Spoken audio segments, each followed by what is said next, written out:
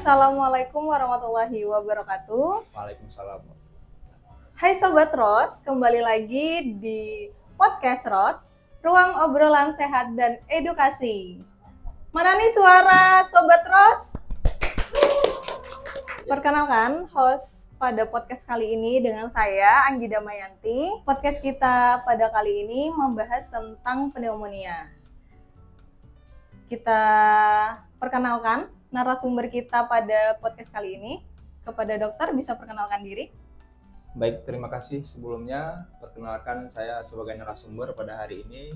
Saya Dr. Nawafil Abrar sebagai dokter internship di Puskesmas Tambarangan. Dan hari ini akan membahas seputar penyakit pneumonia. Pasti kira-kira Sobat Ros masih banyak yang belum tahu kan ya tentang pneumonia itu apa, pencegahannya seperti apa, ciri-cirinya juga seperti apa. Kita bahas ya dok ya. Pneumonia itu seperti apa sih dok? Baik, untuk pneumonia, nah itu merupakan salah satu penyakit paru ya. Penyakit paru yang disebabkan karena infeksi yang menyerang bagian paru ataupun bagian parenkim paru.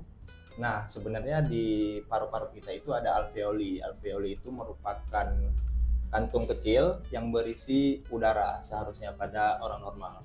Tetapi pada kondisi pneumonia, kantung yang berisi udara itu akan berisi nanah ataupun cairan, sehingga keluhan utamanya itu pasien akan mengalami batuk, sesak ya. Jadi kemudian pneumonia ini dalam bahasa awamnya disebutkan dengan paru-paru basah.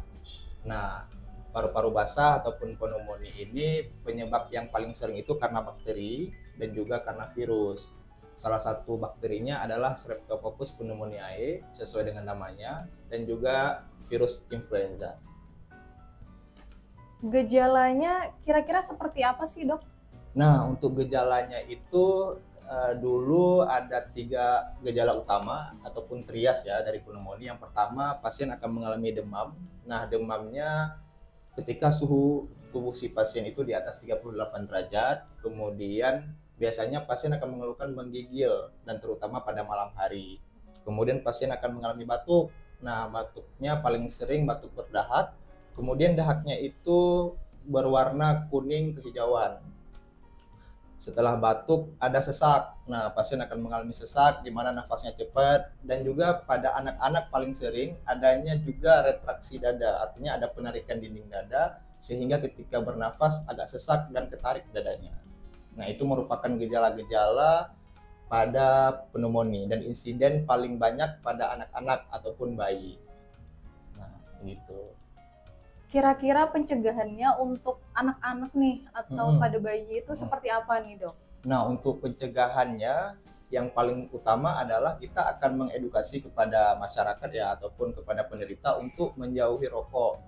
Karena asap rokok mengandung zat aktif yang bisa memicu peradangan ataupun infeksi ketika kita terpapar, baik secara pasif maupun aktif. Kemudian pada insiden yang paling banyak kan biasa pada anak-anak ya. Jadi pada anak-anak juga kita hindari dari asap-asap rokok. Kemudian yang kedua, karena paparan debu. Apalagi di area Puskesmas Tambarangan kita ini berdampingan dengan area tambang. Jadi termasuk faktor resiko paling besar.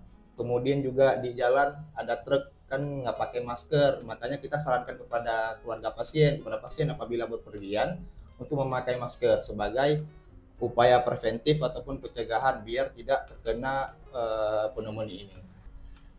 Terus gimana sih dok cara agar menghindari ini dari pneumonia itu? Nah, untuk kita ya sebagai tenaga kesehatan akan menganjurkan kepada masyarakat yang pertama ketika ada gejala batuk, apalagi batuknya udah lebih dari 3 hari, kemudian apabila ada sesak, nah bahkan nafasnya tuh kayak mengi, ada suara ngi-ngi, itu juga disarankan untuk langsung ke puskesmas. Nah, jadi nanti di puskesmas kita layani sebaik mungkin sehingga penanganan pneumonia ini lebih cepat tertangani dan meminimalkan resiko penularan, karena penularan pneumonia melalui droplet dan sangat mudah menular, terutama bagi anak-anak ataupun pada bayi karena sistem imun mereka belum terbentuk dengan sempurna kayak kita orang dewasa. Oke. Terima kasih ya dok tentang informasi atau tentang ilmunya nih tentang pneumonia ini.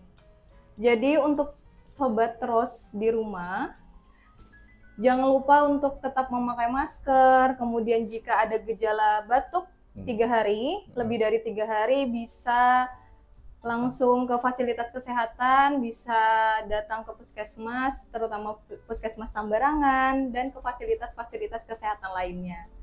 Saya host podcast pada kali ini, dan narasumber kita, Saya sebagai Dr. Nauful Abrar. Pamit undur diri, terima kasih. Dan jangan lupa untuk ikuti media sosial kami. Terima kasih. Wassalamualaikum warahmatullahi wabarakatuh. Waalaikumsalam warahmatullahi wabarakatuh.